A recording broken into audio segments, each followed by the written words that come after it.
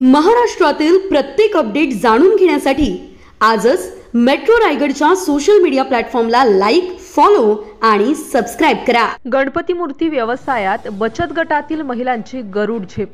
70 महिला बचत गटांनी केली 2,89,50,00,000 रुपयांची उलाढाल।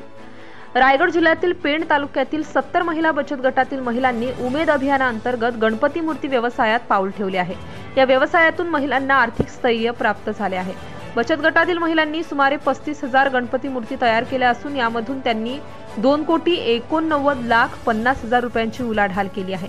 रायगड जिल्हा परिषदेचे मुख्य कार्यकारी अधिकारी डॉक्टर भारत बास्टेवाड व जिल्हा ग्रामीण विकास यंत्रणा प्रकल्प संचालक प्रियदर्शिनी मोरे यांनी बचत गटातील महिलांना व्यवसायाच्या दृष्टीने मार्गदर्शन केल्याने जिल्ह्यातील महिला शक्ती गणपती मूर्ती व्यवसायात गरुड झेप घेऊ शकल्या आहेत। रायगड जिल्ह्यातील पेण तालुका गणपती मूर्तींचे माहेर घर म्हणून ओळखले जाते। पेणमध्ये तयार केलेल्या गणपती मूर्तींना देश विदेशात मोठी मागणी आहे। सुबक आखणी, नेटकी बैठक, सुंदर कोरीव काम, डोळ्यांची रचना आणि रंगकाम यामुळे पेणच्या गणपती मूर्तींना स्वतःची खास ओळख प्राप्त झाली असून गणपती मूर्तींना, गणेश मूर्तींना भौगोलिक मानांकन मिळाले आहे। या व्यवसायात पेण तालुक्यातील महिला बचत गट उतरले आहेत।